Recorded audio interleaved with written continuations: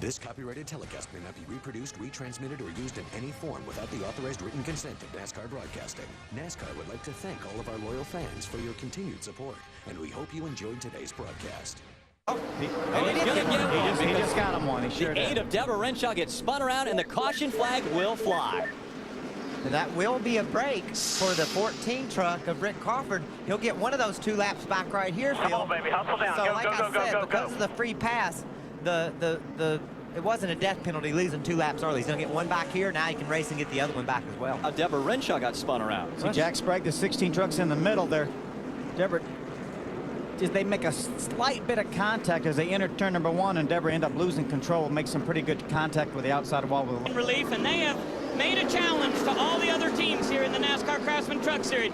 They said to everybody, hey, whoa, 43, Johnny Sauter, lots of smoke out there. But just to finish up, Terry Cook's crew said, we'll donate the money and hope everybody else does. Yellow flag is out. They bring out the caution, and that is probably Timothy Peters gets spun around in 3 and 4, and definitely could be from fluid out of that 43 because he started smoking on the backstretch. Yeah, quite a bit of smoke, but his engine was still running. That doesn't mean he wasn't pouring some oil out somewhere. Tough break for Timothy Peters. He had a very, very good truck in practice.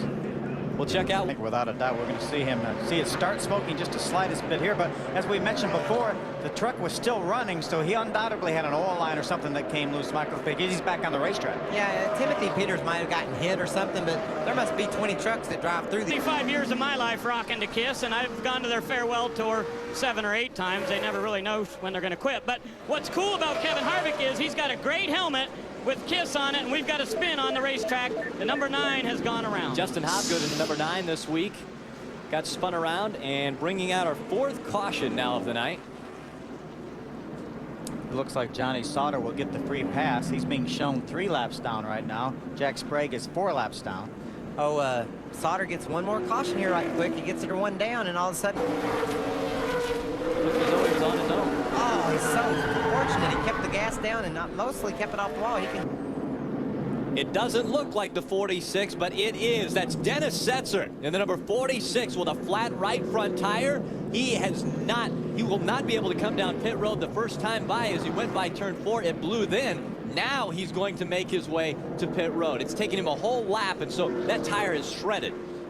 But it's shredded the truck. That's the bad part. You know, you see all the damage it's done there. There's a chance the way that thing was shooting sparks out, he's burned his sway bar arm off too, Phil. There could be a lot more damage than just a flat tire when they get this thing to the pit. Didn't have the right size right here on their crash cart, so they're trying to find the right part. They've actually got it here to the truck now.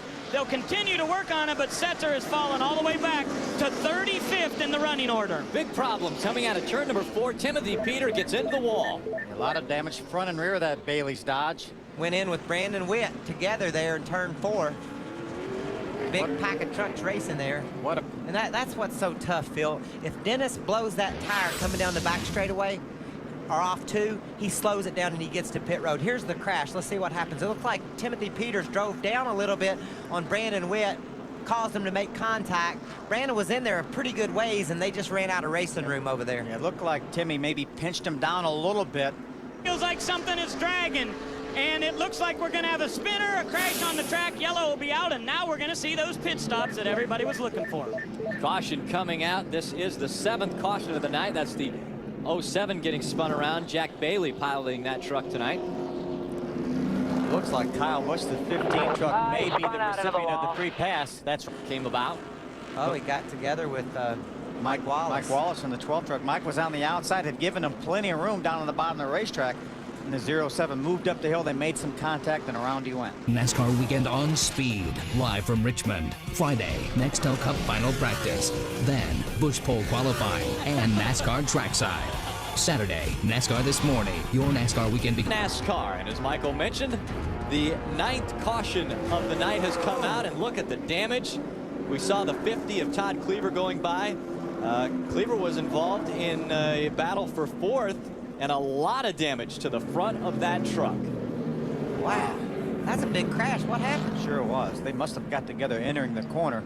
That's high speed crash. It's about 150 miles an hour on the front straightaway here at Richmond. Very, very fast. Down to about 95 miles an hour in the center of the corner. A lot of damage to Todd Cleaver. That's such a good run. Again, Todd Cleaver running in the 4th position. That was hard contact right there, the 38 made. He must have blown a tire or something. You see the left rear here, Phil, is down. I think he blew a tire entering the corner, and the 50 let off for the accident. I bet you somebody hit him in the back. Yeah. And Todd lets him go. That's a smart move. Todd's just trying to get the best finish he can get with the strategy he played. He led this race until there was only 12 laps to go. Great strategy. Oh, problems with the 99 of Ricky Craven. Again, problems. A lot of damage to the 15 of Kyle Busch there. We just caught a glimpse of him as he came off turn number 2. 15 truck got in the wall. Well, there, 15 truck was already in the wall. Then it looked like Bill Lester came along and ran into the back of the 99 Ricky Craven. Very, very similar situation to what we saw a few. With pressure tires, wants to get up there and battle Mike Skinner for this win. Oh! Very tight as they go by the flag stand. Kevin Harvick takes away the 3rd position, and now he will try to get by Todd Bodine. Oh, and Terry Cook gets spun around. And he's going to come back in traffic or stops, Terry. Ted Musgrave made a little contact with Terry Cook. Come on. Just a slight bit of contact as they entered turn number 1, and unfortunately, it doesn't take a whole lot, especially as you make that wide arc in the turn number 1, and around Terry went. That Mike Skinner had. Terry Cook has had some very, very similar. Here you see another look at it. Looked like Ted, he poked his nose into the inside, and Terry came down, and they made some contact. Ted was just barely up the track. It's Mike Skinner out in front, taking the green. Here it comes, Harvick. 4 laps of racing to go. Mike Skinner. Kevin Harvick on the inside. Oh, trouble. David Starr around. And we get a spinner again. That's the 75 of David Starr getting spun around. And the caution comes out, and a new record for cautions at Richmond. That's the 12th. You got to believe there was contact there. There were so many trucks racing here. Inside 5 laps to go. What a horrible break for our pole sitter, David Starr. See if we can see what happened here. You see David, he's on, looks like the 88 Matt Craftsman drives to the inside. Very, very similar to what happened with Ted Musgrave and Terry Cook. Now, Phil, we've talked about how wide the groove is here. Crafton was in. Great ride. 2 laps to go. Green flag flies. Oh, Mike great Skinner start by out in Todd front. Bodine. Todd Bodine goes to the inside. Tries to make it too wide as they go into turn 1 and 2. They will go nose to tail. Boy, Skinner through the block, and it worked.